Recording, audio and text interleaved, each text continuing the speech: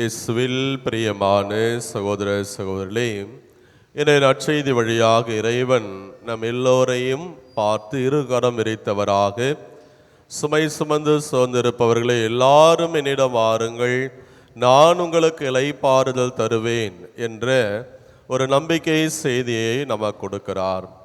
அதே வேளையிலே அந்த சிலுவையின் அடியில் நின்று வேதனையோடு இருந்த அந்த தாயை உங்களுக்கும் எனக்கும் தாயாக, இந்த உலக மக்கள் எல்லாருக்குமே தாயாக கொடுத்து, என் தாயினுடைய வல்லமையான பரிந்துரையும் பெற்றுக்கொள்ளுங்கள் என்ற ஒரு செய்தியை நம்ம கொடுத்திருக்கிறார்.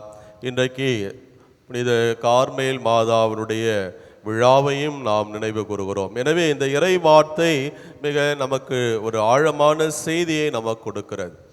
அன்பார்ந்தவர்களே, இந்த நற்செய்தியினுடைய பின்னணி என்ன என்று நாம் பார்க்கிற வேளையில், இந்த இஸ்ராயல் மக்கள் அல்லது யூதர்களுடைய வாழ்விலே சமூக வாழ்வு ஒரு பெரிய அடிமைத்தலை வாழ்வாகத்தான் இருந்தது. எப்பொழுது அவர்கள் எகிப்து தேசத்திற்கு பஞ்சம் பிழைப்பதற்காக போனார்களோ அங்கே அடிமைகளாக வாழ்ந்தார்கள்.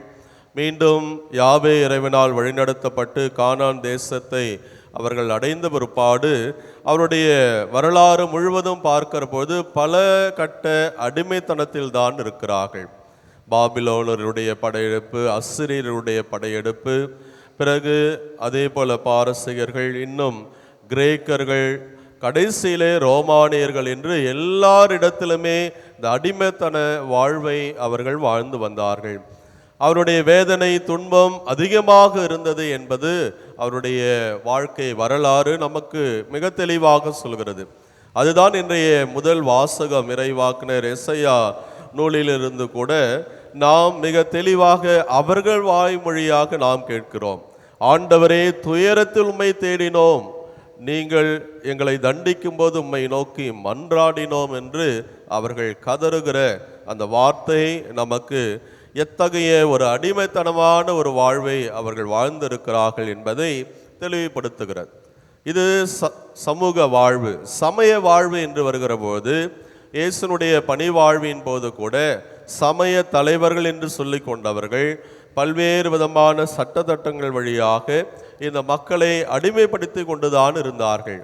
அவர்களுக்கு சமயம் ஒரு விடுதலையை கொடுப்பதற்கு பதிலாக பல்வேறு சட்டத்திட்டங்கள் அவர்களுடைய வாழ்வை இன்னும் அதிகமாக நசுக்குகிற பொழுதுதான் ஆண்டவருடைய இந்த வார்த்தை அவர்களுக்கு ஆறுதலை கொடுக்கக்கூடியதாக இருக்கிறது.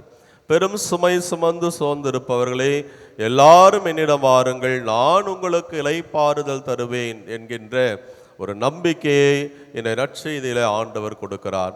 அன்பார்ந்த சகோதர சகோதரர்களே, ஆண்டவர் நமக்கு இருகரம் விரித்தவராக ஒவ்வொரு நாளும் இந்த நற்கருணை பேழையிலே நமக்காக வீற்றிருக்கிற போது நாம் தான் அவரை தேடி வர வேண்டும், நம் ஆறுதலை நாம் நிறைவாக பெற வேண்டும்.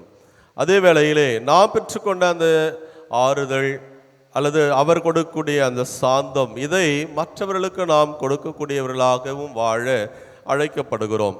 எனவே இத்தகைய நம்முடைய வாழ்க்கை சமூக வாழ்வாக இருந்தாலும் சரி, சமய வாழ்வாக இருந்தாலும் மற்றவர்களுக்கு நாம் பாரமாக இல்லாமல் அவருடைய துன்பங்களை தாங்கக்கூடிய சுமை தாங்கிகளாக நாம் வாழ வேண்டும்.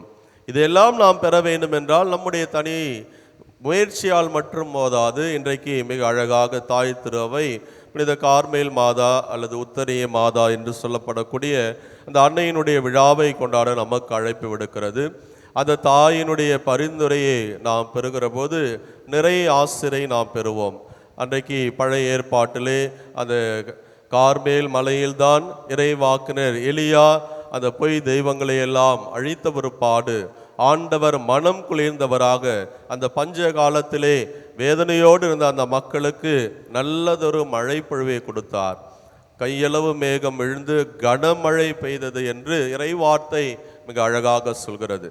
எனவே அந்த கையளவு மேகமாக இந்த உலகத்தை எல்லாம் காக்கின்ற, நமக்காக பரிந்து பேசுகிற ஒரு தாயாக அந்த கார்மேல் மாதா நமக்காக இருக்கிற போது அந்த தாயினுடைய பரிந்துரையை நாடி நம்முடைய வாழ்வில் அந்த ஆறுதலையும் இளைப்பாறுதலையும் நாம் பெறுவதோடு அல்லாது மற்றவர்களுக்கு நாம் கொண்டு செல்கிற கருவிகளாக வாழ தொடர்ந்து ஜெபிப்போம். இறைவன் நம்மை நிறைவாக ஆசீர்வதிப்பாராக. ஆமீன்.